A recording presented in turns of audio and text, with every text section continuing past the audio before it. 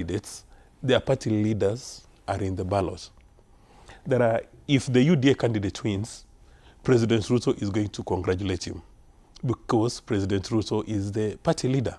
Now, there are several outcomes. In Emurua Dikirr, if UDA wins, it's nothing unusual. It's a status quo. People will say, okay, we actually knew it was their seat. But in the event that it's DCP winning, then that will be a political earthquake. Or coming a close second? Or even a close second, yes. It will be a political earthquake in Rift Valley. Because a win by DCP in Emurua Dikirr will be used for propaganda, and it will be a strong statement that President Ruto's grip on Rift Valley politics has become loose all over a sudden. Now, if UDA wins, then business as usual. But guess what? If DCP does not win, I can predict the response that the election was stolen. If they do not win in Olkalau, I can also predict the response, the election was stolen. Even in Bere, I mean, when DCP does not win in any election, they say the election was stolen. But if they win, it was free and fair. And that reminds you of a gentleman called Mr. Donald Trump. During the last presidential elections in the US, he said, if I do not win, then this election has been compromised. But at the moment he won, he says, this is the best election we've ever had in our 250 years history. So this is all about political propaganda, because these by-elections have got a bearing for next year. And as Mbe had indicated, in the event that the DCP wins, you will see a stampede of anybody who wants to run for political office from Rift Valley going to DCP to kiss the king's ring. And there was a Freudian slip when he spoke, because he said when you're in DCP, the first thing is you have to demonstrate capacity, and then number two, you have to demonstrate your loyalty, not to the political party, but the political party leader. So you have to kiss the king's ring if you want to be in that space. But Rigathi is not alone. You even remember the late Kajwang said that the ODM at some stage needed to create a system to measure your loyalty, something to measure whether or not you are loyal to the party leader. Now, it's this kind of personality worship that brings down very strong states, because it's assumed that political parties and their leadership are loyal to Kenya's national and public interest. Guess what? All these politicians, actually every human being according to economics, they pursue their selfish interest. What if you're forced to be loyal to a political party leader whose selfish interests are not aligned to our national and public interest? That is why nations collapse. And early on we said that if Kenya has to make a progress, we have to create very powerful institutions that are loyal to the state, not to the head of state, but to the state. A good example, a few days ago, we had the Africa Forward Summit in Kenya, which in my view is very solid for Kenya for economic diplomacy and commercial diplomacy. You've got French business and corporate leaders who are looking to invest in Kenya. But because Mr. Rigathi Gachagua is not part of the proceedings, he decides to call President Macron names, and he decides to call President Ruto names.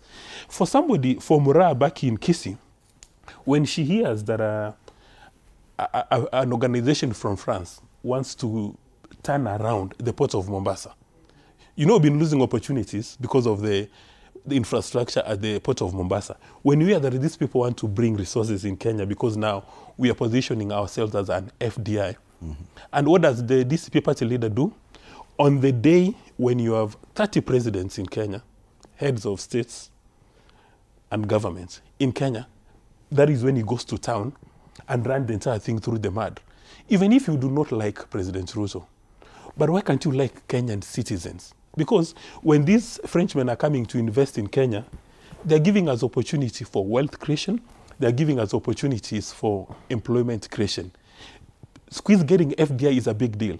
And then outside DCP, I also saw some fairly intellectually mischievous arguments that because France has had a horrible relationship with West Africa, we shouldn't open the doors for them here in Kenya. Okay. But one would ask, if you had a girlfriend and you had issues with her, and I want her, what is the big deal?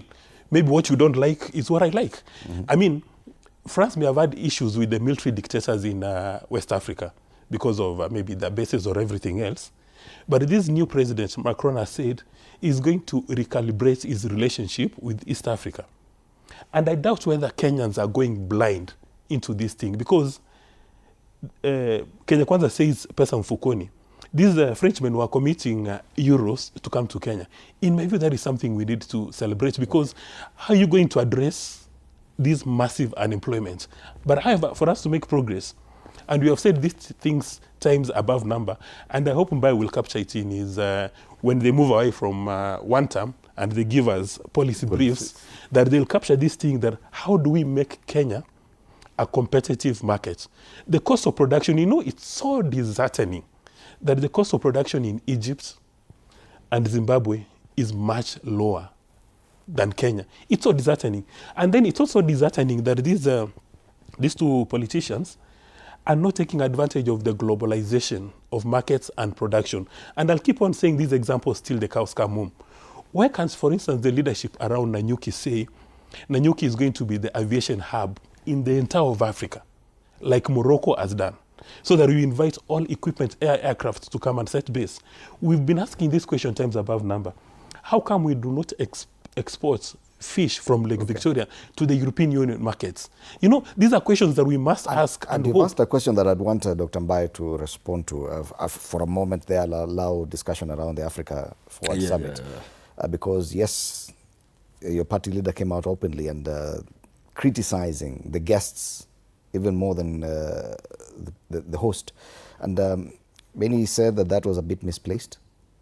Thank you so much. This is very important. One, just in passing, Fred, you cannot say that the president has no interest in these by-elections. He is on record, on TV, saying this